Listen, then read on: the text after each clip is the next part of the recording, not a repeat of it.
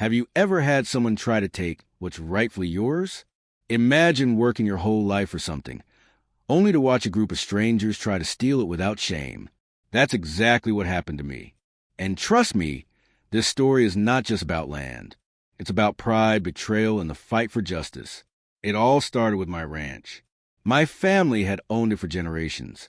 It wasn't just property. It was history, sweat, and sacrifice. Every corner of that land had a memory. The old oak tree where my grandfather taught me how to ride. The broken fence I fixed with my father one hot summer afternoon. The little creek where my mother used to wash clothes before we had modern plumbing. This land wasn't just dirt. It was my family's heartbeat. But then came the HOA. If you've never dealt with one, let me tell you, they can be like wolves dressed in sheep's clothing. They smile, they act polite, but behind those smiles, they carry rules, threats, and power plays. My ranch wasn't even part of their neighborhood. I lived on the edge of their development, far from their gated homes, their perfect lawns, and their fancy streetlights. Yet somehow, they decided my land belonged to them, or at least they acted like it did. At first, it started small. I got a letter in the mail, a formal-looking envelope with bold letters at the top, Homeowners Association notice. Inside, the letter claimed that my land had been zoned for future community use. According to them, my ranch was no longer mine. It was meant for shared development. They wanted to build a recreation center, a pool, and even more houses. I read that letter 3 times, shaking my head. How could they even think they had the right? I never signed any agreement. My ranch was not part of their neighborhood. My family bought it long before their HOA even existed. I called the number listed at the bottom. A woman with a stiff, cold voice answered. HOA Management Office. This is Claire speaking. I told her they must have made a mistake, that my ranch wasn't theirs. She didn't even flinch. Oh, no, sir, she replied. According to our new community development plan, your ranch falls within our jurisdiction. We'll need you to vacate within 6 months. Compensation will be offered if you comply. Vacate? Compensation? My blood boiled. This wasn't some rental property. This was my home, my family's land. I told her firmly, you people don't own my ranch. Don't send me another letter. And don't call again. Then I hung up. I thought that was the end of it. I thought maybe they'd realize their mistake. But I was wrong. That was only the beginning. 2 weeks later, surveyors showed up. Strangers in neon vests walked across my pasture, measuring, marking the ground with little orange flags. My horses spooked when one of them got too close to the barn. I stormed outside and yelled at them to leave. They said they were authorized by the HOA to inspect the property. Authorized? Not by me. I grabbed one of the flags, snapped it in half, and threw it on the ground. This is private property. You step 1 foot further, and I'm calling the sheriff. They left, but not before smirking at me like I was some fool standing in the way of progress. I felt humiliated, angry, but also confused. How did they get the nerve to act like this? Surely, the law would protect me, right? But things escalated. The HOA started sending threats.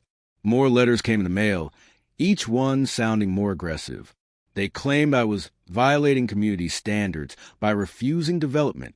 They threatened fines. They said they'd take me to court for obstruction. Imagine that, me being fined for refusing to give away my own land. One night, I sat at the kitchen table, surrounded by those letters. My hands trembled as I read them over and over. Part of me wanted to tear them all up and ignore them, but another part of me knew ignoring bullies doesn't make them stop. It only makes them bolder. Then came the straw that broke the camel's back. I woke up one morning to the sound of heavy machinery. Bulldozers. Trucks. When I stepped outside, my heart sank. They had started tearing into the far side of my land. Without permission. Without warning. The sight of my family's pasture being ripped apart lit a fire in me. I marched straight up to the workers, waving my arms. Stop. This is private land. But they barely slowed down. One of them shrugged and said, talk to the HOA. We're just following orders. Following orders. That phrase hit me like a slap. Orders from people who thought they were above the law. I called the sheriff. When he arrived, he looked uneasy. He walked over to the workers, then back to me. Finally, he said, "Look, sir, this seems like a civil dispute. You'll need to settle it in court." Civil dispute? They were trespassing. They were destroying my land. Yet the sheriff wouldn't stop them. That's when I realized something deep was going on. The HOA had power, money, influence, maybe even people in their pocket. But what they didn't have was my determination. That night, I sat down and started gathering every piece of paperwork I had. The deed to the ranch, old family records, maps, zoning documents. I knew this fight wouldn't be easy, but I wasn't about to roll over and let them steal what my family built with their bare hands. And here's where the story really turns. Because the HOA thought I was just some rancher they could push around. What they didn't know was that I was ready to take this fight as far as it needed to go. You see, when someone tries to take your land, they're not just taking dirt and grass. They're taking your past, your future, your pride. And I wasn't about to lose mine. So I called a lawyer. Not just any lawyer. A tough, no-nonsense attorney who had a reputation for taking down big organizations. When I explained my situation, she leaned back in her chair, crossed her arms, and smirked. "They mess with the wrong man," she said. "We'll make them regret ever setting foot on your land." For the first time in weeks, I felt hope, but hope wasn't enough. I knew this battle was just beginning. The HOA had money, lawyers, and influence, but I had something stronger, the truth. And if there's one thing I've learned, it's that the truth has a way of shining through, no matter how hard people try to bury it. This fight wasn't going to be quick. It wasn't going to be easy, but I was ready. And let me tell you, what happened next shocked even me. Because not only did I stop the HOA from building on my ranch, but I ended up taking something from them they never expected to lose. But that's for the next part of the story. If you think I was done here, think again. This was just the opening round. And trust me, the best is yet to come.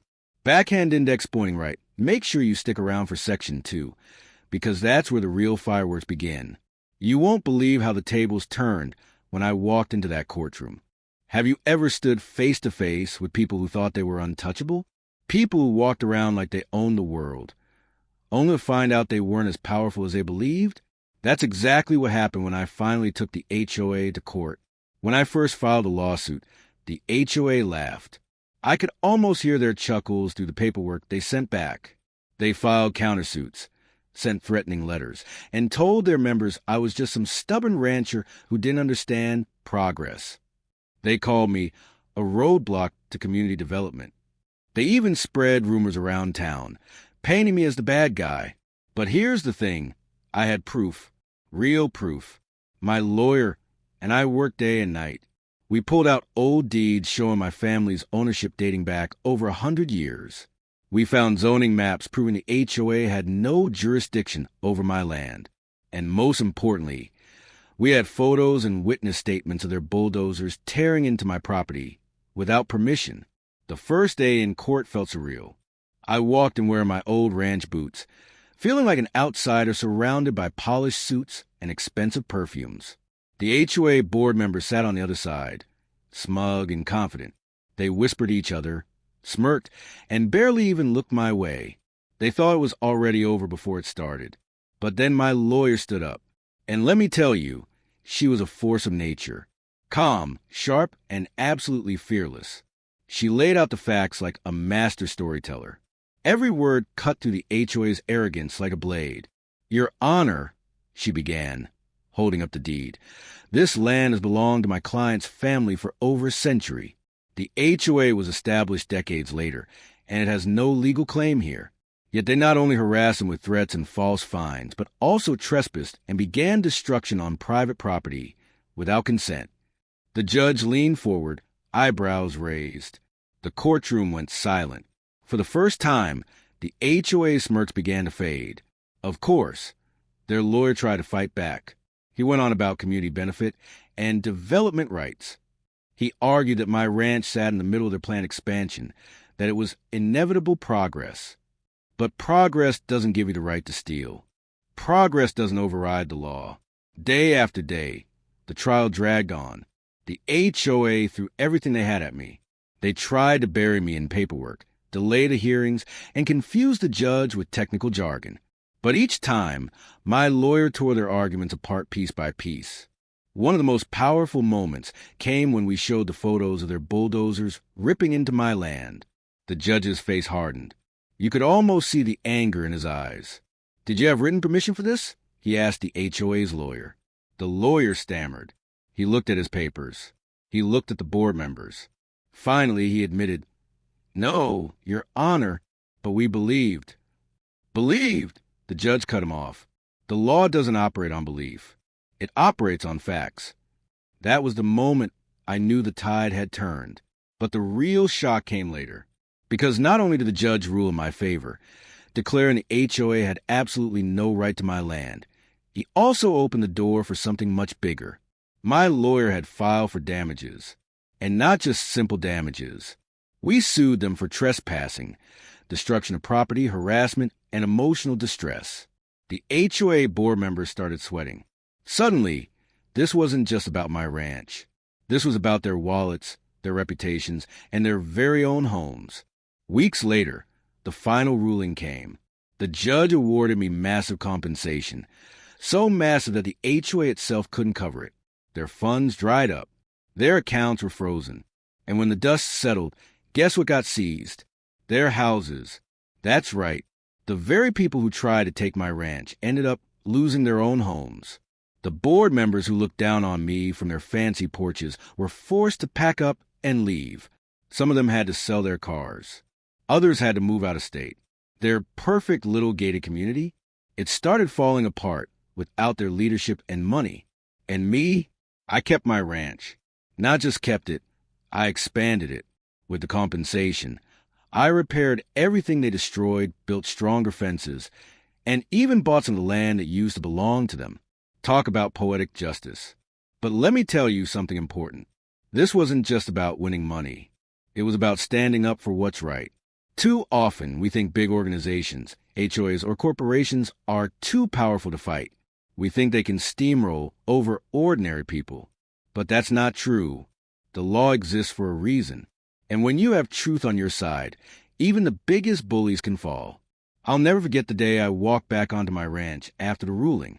The sun was setting, painting the sky orange and pink.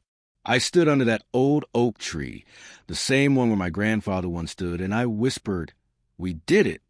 That land was still mine. My family's history was safe. And the people who tried to take it learned a lesson they'd never forget. So here's the message I want you to take from my story. Never let anyone intimidate you into giving up what's yours. Whether it's your land, your dreams, or your dignity, if it belongs to you, fight for it. Don't back down just because the other side has money, power, or influence. The truth is stronger than all of that. And if you're ever in a battle like mine, remember this. The first step to losing is believing you've already lost. Don't give them that satisfaction, because sometimes the underdog wins. Sometimes the rancher beats the HOA.